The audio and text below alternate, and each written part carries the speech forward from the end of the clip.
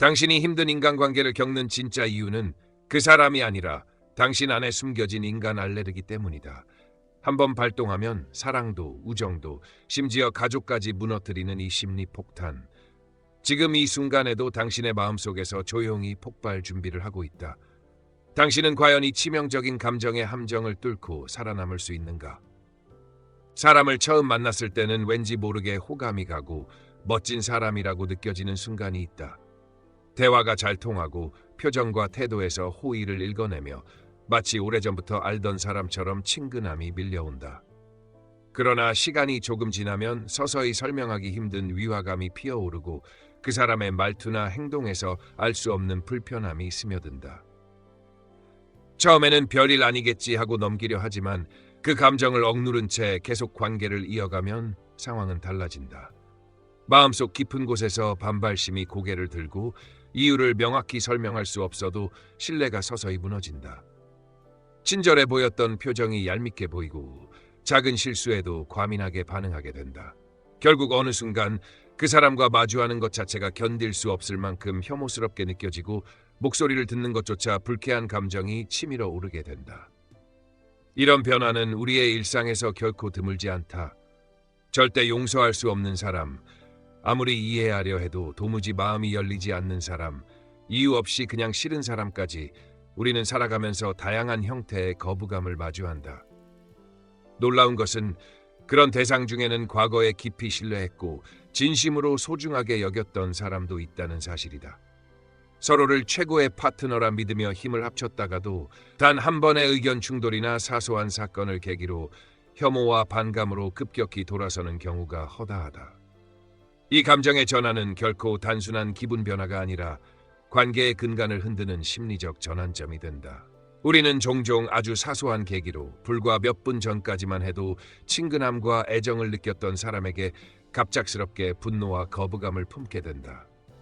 한번 그 사람에 대한 혐오감이 마음속에 자리 잡으면 이후의 모든 접촉은 경멸과 불쾌함을 불러일으키며 정신을 혼란스럽게 만든다. 말투 하나, 표정 하나에도 예민하게 반응하며 그 사람의 존재 자체가 나를 불편하게 만드는 독이 되어버린다. 이때 우리가 취할 수 있는 선택지는 두 가지뿐이다. 억지로 인내하며 관계를 지속하거나 적절한 거리를 두고 스스로를 보호하는 것이다. 혐오감은 단순한 감정이 아니라 학습되는 반응이다. 그것은 직접적인 경험을 통해서만이 아니라 주변 사람들의 말과 태도를 통해서도 전염되듯이 형성된다. 예를 들어 곤충에 전혀 거부감이 없던 아이도 어머니가 나방이나 애벌레를 보고 불쾌해하는 모습을 반복해서 목격하면 어느새 곤충을 꺼리게 된다. 인간관계에서도 마찬가지다. 나에게 아무런 해를 끼치지 않은 사람이라도 주변에서 끊임없이 그에 대한 부정적인 평가를 듣다 보면 나도 모르게 그 사람을 싫어하게 된다. 부모가 서로에 대한 불만과 분노를 자녀에게 지속적으로 털어놓으면 아이는 직접적인 피해를 경험하지 않아도 상대 부모를 향해 거부감을 갖게 된다. 이렇게 타인에 대한 부정적인 인식은 전염병처럼 퍼져나가며 나의 인간관계에도 깊은 균열을 만든다. 이웃이나 사회 환경 속에서도 인간에 대한 혐오감은 쉽게 학습된다. 예를 들어 인종차별적인 분위기에서 성장한 사람은 실제로 해당 인종으로부터 어떤 피해나 위협을 받지 않았음에도 불구하고 그들을 불쾌하고 위험한 존재로 인식하게 된다. 이렇게 인간을 과도한 이물질로 받아들이고 심리적으로 거부 반응을 일으키는 현상을 인간 알레르기라고 부른다. 많은 사람들은 누군가를 싫어하게 되는 이유를 그 사람이 본질적으로 잘못되었기 때문이라고 생각하지만 인간 알레르기 이론으로 보면 그 해석은 완전히 달라진다. 특정 사람에게 인간 알레르기를 쉽게 일으키는 사람은 대상을 바꾸어도 똑같이 다른 사람에게서 같은 반응을 보인다. 직장을 옮기거나 인간관계를 새로 시작해도 결국 똑같은 문제가 반복된다. 문제의 본질은 상대방이 아니라 자신이 품고 있는 인간 알레르기 체질 그 자체다. 인간 알레르기는 공격할 필요가 없는 존재조차도 유해한 이물질로 인식하여 배척하고 제거하려는 심리적 상태를 뜻한다. 이러한 사람들은 자신과의 공통점보다 차이점을 민감하게 받아들이며 사소한 차이도 결정적인 차이라고 과장한다. 결국 자신이 미리 설정해둔 기대와 정확히 일치하는 경우에만 수용하고, 그렇지 않으면 100점 아니면 0점이라는 극단적인 기준으로 타인을 평가하게 된다. 보통 우리의 몸은 피부나 점막의 표면을 덮고 있는 상피세포라는 방어벽을 통해 외부의 해로운 물질로부터 스스로를 지킨다. 꽃가루나 음식물 같은 이물질이 침입하려 해도 이 방어벽이 온전하다면 체내로 들어올 수 없다. 그러나 감기에 걸려 기관지 점막이 약해지거나 피부에 상처가 생기면 방어벽이 무너져 외부 물질이 쉽게 침입하게 되고, 그 결과 알레르기 반응이 일어난다. 인간의 마음도 이와 똑같다. 평소에는 심리적인 방어벽이 존재하여 방어벽 바깥에 있는 대상에 대해서는 경계심이나 거부감이 생기지 않는다. 그러나 마음에 깊은 상처가 나거나 보호력이 약해진 상태에서 불쾌한 경험이 침투하면 그 순간부터 상대를 이물질로 인식하고 공격과 제거의 대상으로 삼는다. 이처럼 마음이 약해졌을 때 예상치 못한 고통이나 불쾌한 기억이 더해지면 이전까지는 무해하게 느껴졌던 사람조차도 갑자기 나의 안전을 위협하는 존재로 바뀌어버린다. 사랑했던 사람, 곁에 없으면 허전했던 사람이 어느 순간부터 다가오는 것만으로도 소름이 끼치고 견딜 수 없는 거부감을 주는 것은 바로 이런 심리적 방어벽의 붕괴 때문이다. 그렇다면 과연 어떤 기준으로 우리는 상대를 이물질로 판단하게 될까? 가장 중요한 기준은 나에게 직접적인 손해를 끼치는지 여부다.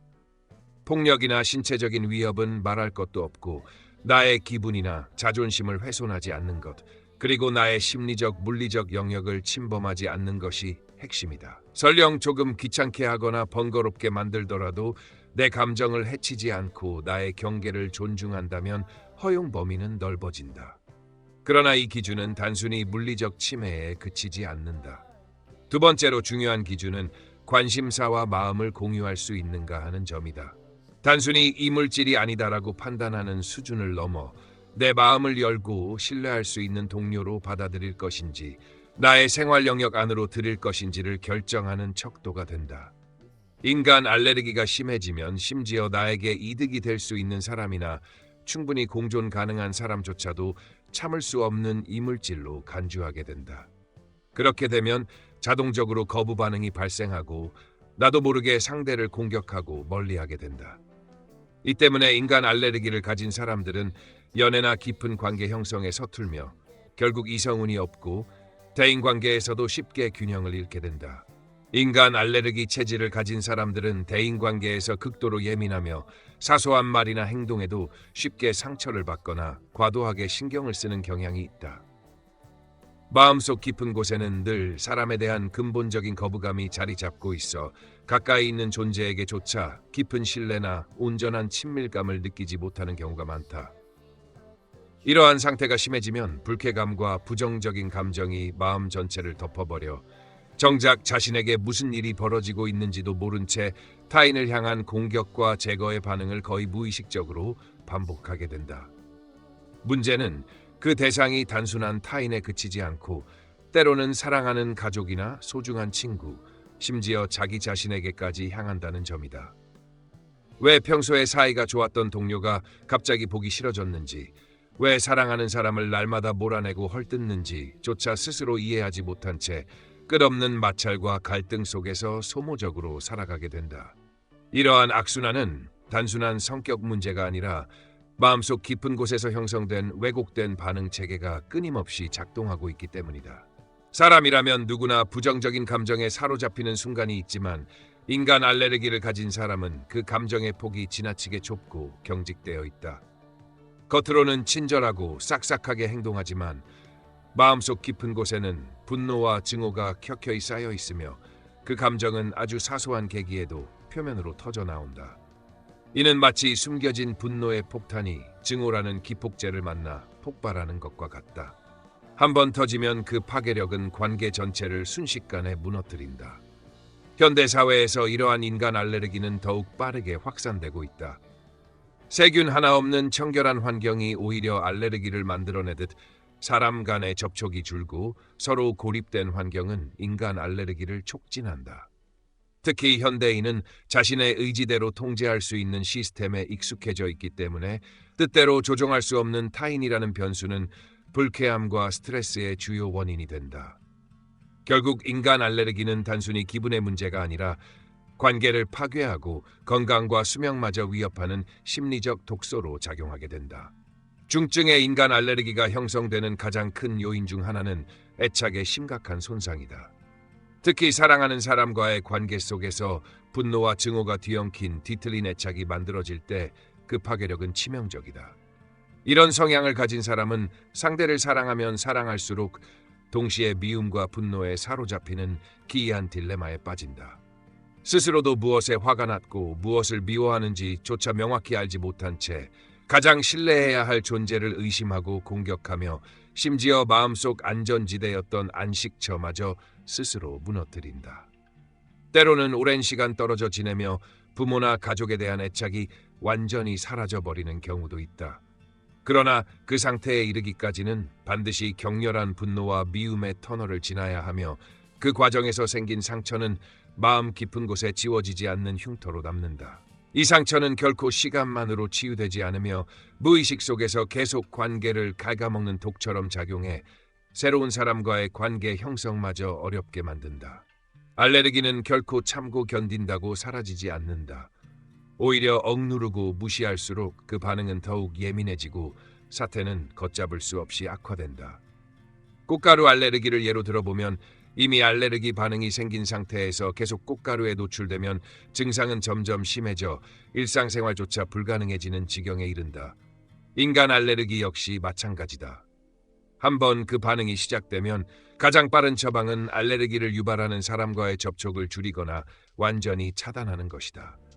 하지만 더 중요한 것은 지금 내가 느끼는 거부감이 단순한 과민 반응 때문인지 아니면 근본적인 가치관과 생활 방식이 도저히 맞지 않기 때문인지를 정확히 구분하는 일이다. 전자의 경우라면 아무리 상대를 바꿔도 결국 같은 일이 반복되기 때문에 반드시 그 과민성을 극복해야 한다. 그러나 후자의 경우라면 불필요하게 참고 버티는 대신 차라리 거리를 두고 관계를 재정립하는 편이 훨씬 현명하다. 이 판단 하나가 관계의 생사를 가르고 나아가 내 심리적 평온과 삶의 질을 결정짓게 된다. 인간은 본래 어떤 환경이나 관계에도 서서히 익숙해질 수 있는 존재다. 그러나 그 원칙은 조금씩 꾸준히라는 전제가 있을 때만 성립한다. 마음이 불안하고 조급해 결과를 서두르게 되면 오히려 거부 반응이 격렬하게 나타나 인간 알레르기는 더욱 심화되고 극복하려는 의지마저 꺾여버린다. 하지만 인간 알레르기를 가진 사람이라도 타인과의 접촉 과정에서 그것을 완화하거나 극복하는 경우가 있다. 단 그 경험이 불쾌하고 상처만 남겼다면 절대 변화는 일어나지 않는다. 마음이 허용할 수 있고 내 상처를 치유할 수 있는 안전한 경험을 통해서만 극복의 가능성이 생긴다. 이를 위해서는 마음이 편한 공간에서 사람을 만나는 것이 효과적이다. 깊이 얽히는 관계를 피하고 차 한잔 나누는 친구나 취미 모임의 지인처럼 가벼운 교류에 머무르면 불필요한 상처나 갈등 없이도 사회적 연결을 유지할 수 있다. 시간이 흐르며 성숙해지면 과거에 싫어하던 사람조차 독성을 잃고 더 이상 알레르기 반응을 일으키지 않는 경우가 있다. 심지어 노년이 되어 힘이 빠지고 마음이 너그러워지면 한때 미워했던 사람이 오히려 사랑스럽게 느껴지기도 한다. 결국 인간 알레르기는 절대 불변의 성격이 아니라 시간과 경험 그리고 심리적 성숙에 따라 충분히 변화할 수 있는 감정적 반응이다. 인간 알레르기는 남의 문제가 아니라 결국 내 마음의 전쟁입니다. 당신이 그 감정을 이해하고 다스릴 때 비로소 관계의 주도권도 삶의 평온도 되찾을 수 있습니다. 오늘 배운 지혜가 당신의 인간관계를 가볍게 그리고 강하게 만들어주길 바랍니다. 여기는 지혜의 지도. 다음 여정에서 또 만납시다.